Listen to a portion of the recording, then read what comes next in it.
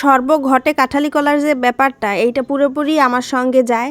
আমি খুব ভালো অনেক কিছু বানাতে পারি না, কিন্তু মোটামুটি সব কিছুই ট্রাই করতে আমার ভাল লাগে। যেমনই হোক শিখতে ভালো লাগে নতুন কিছু। আর আমার এই ইন্সপাইরেশনটা আমার আব্বু। আসলে ছোটোবেলায় আব্বু বলতো যে কোনো কাজ লাগুক আর না লাগুক সব কাজই শিখবা।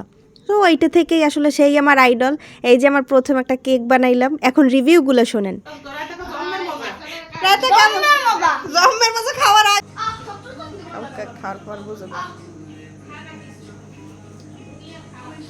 কেকটা কেমন লাগতে আছে?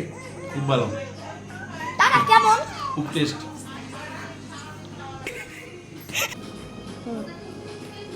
তুই যে সবটা ডালা হুদ্দা লইছে, তুই কি সব খাবি?